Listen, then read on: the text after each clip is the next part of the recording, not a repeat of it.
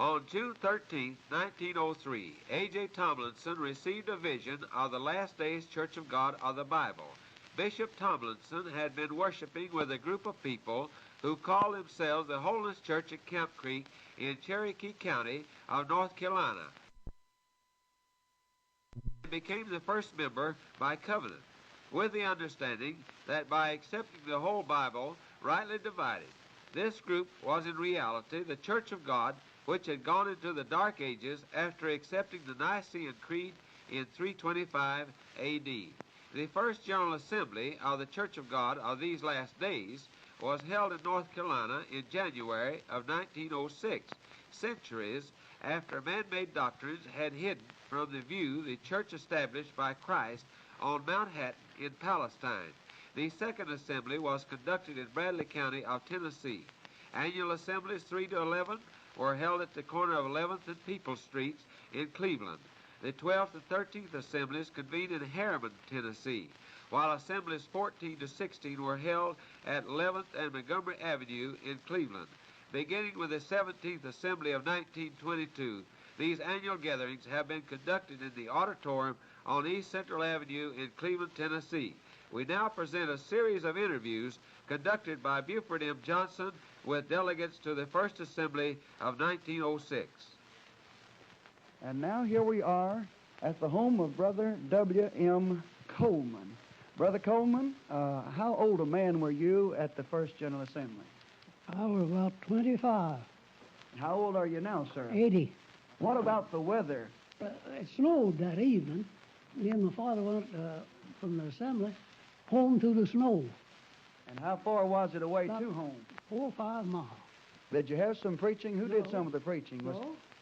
Brother Tomlinson was the moderator, and Brother Lemons talked. They just talked around. Like a business Yeah, meeting? business meeting. I see. That's the way I felt about it. It was a business meeting, and I was awfully delighted in it. I was been looking for something like that, but I didn't know whether I'd ever see it or not till it happened, and I was just delighted. I was just so much delighted that I just couldn't hardly wait to get home. When you got home, you told everybody you ran into this. Everybody I saw. Well, how many churches did we have about then? About 4 churches, was it? Well, about 3 or 4. 3 or I 4. guess, yes, sir. I just wonder, Brother Coleman, you still love the Lord like you did back then? I love him. I love the Lord. Still a Christian? Yes. That's and, wonderful. Well, it's certainly been wonderful talking with you, and it's been well worth the trip to come down from Cleveland to Athens. I appreciate that, and I'm proud to talk with you. And now we've come out to pay a visit with Johnny Brown and his wife. We've just been visiting with his wife in the other room.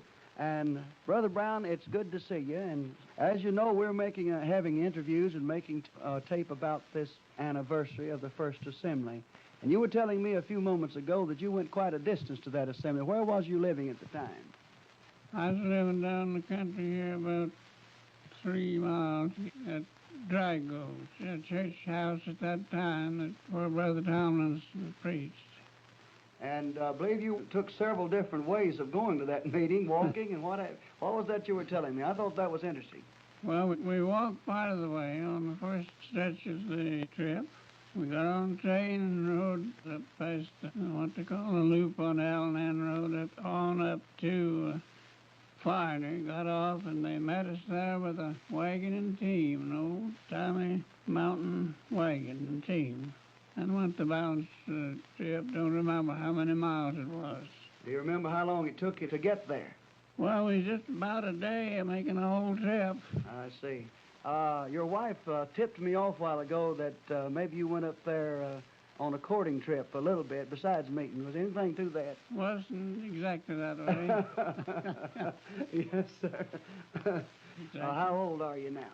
76. 76. You're 4 years younger than Brother Coleman, with whom we spoke this afternoon. And thank you very much for talking with us. And now we'll go on to the next stop. And now here we are near Loving, Georgia, at the home of Brother and Sister Rufus R. Jones, who were also delegates, or at least he was a delegate, to that First General Assembly in Cherokee County of North Carolina. Brother Jones, it's good to see you. How old a man are you now, sir? 84. You were telling me a few moments ago about going to the assembly from this very valley here. And how did you go? That's through the mountains. Did you walk? Walk. And who was it you was telling me a moment ago was with you on that trip? Willie Ellis and Alpha Crumley. You were a married man. Well, has Brother A.J. Tomlinson ever been down here to visit you at your home? Preached here or anything? We're back down there, yeah, a lot of times. Well, thank you very much, and we'll be running along because we've got an appointment. And now here we are at the home of Mrs. Ella Thompson on Poplar Avenue, and we want to interview Sister Nettie Bryant and her two daughters, Sister Thompson and Mrs. Agnes Benton. First, we wanted to have Sister Bryant talk to us a little bit. Sister Bryant, we're talking about the first General Assembly. Where were you living during that time? Lived near the field of the woods. Right in there where the park is now? Is that Right there. Well, did you do some cooking for this General Assembly over at Brother Murphy's place? Yes, I cooked for them. Well, that was at the First Assembly there. Yes, the first assembly. And do you remember kind of how the things went as far as business? Did they just sit around and talk about the doctrine and what they was Just going to... talk and have a good time. Just a good time in the meeting together? Yes. Sister Benton, you were a young lady about that time, were you not? Yes, sir. Did you do like young folks today? Did you go to meeting for meeting? That's all crowd? I done. Yeah, went to meeting. That's right. Mrs. Thompson, were you quite young at that time, too? Well, I wasn't too young. You wasn't too. Were you married then? No, No, you weren't married. Uh-huh. Well, what about the order of the services now? Did they let the women folks discuss the doctrine and all like that, or did all the men folks do that? Men folks done it. Yes, ma'am. Yes. Well, was there any immediate results after that first assembly? The prayer meetings, did they kind of pick up then from all that? Oh, yes, very much. Well, how far away from that first assembly house was the having church? The Sheriff's Schoolhouse, seemed like. Where was that? About 3/4 of a mile. About 3/4 mile down the road. Mm-hmm. And who was the pastor there, Sister Thompson, at that Sheriff's Schoolhouse? Brother Spurn, my dad. W. Yes, Brother Yes. Bryant, yes. And Brother Tomlinson, he come down. He lived at Culberson, I believe, is where he was at. In Culberson, Yes, North ma'am. Carolina. And somebody told me just in the last day or two that he walked that 14 miles to preach there quite often. Well, I guess he had. Tell me just a little bit, if you will, about when they burned the schoolhouse down. What happened up there? You all had a meeting house that was burned down one time. Well, the power of the Lord just fell so up there. The outside world couldn't stand it, and they just tore down our house and piled it up and burned it. Is that? They burnt two. Burnt two church houses? Burnt two.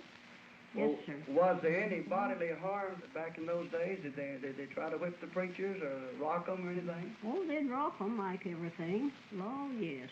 Yeah. Yes, we kept our daddy hid. Is that right? Mhm. People after him for preaching. Yeah, we hid him one night. They was after him, and behind a bunch of quilts we had packed up in the corner. And like scared me to death. Now, I thought sure they was going to get bad. And he stood right up in behind that bunch of quilts in the corner till after midnight. Seems like I remember a hearing of the time when they shot at Brother Tomlinson, shot through the house. That is down in Culberson. Down in Culberson. They was on the Georgia line, you see. Yes. Well, it's certainly been wonderful talking to you, and this has been a thrill to me to be able to go around to visit all the various people. There are 6 of you remaining as a witness to that assembly in 1906. What was started back in 1906 has had great results. It's moved.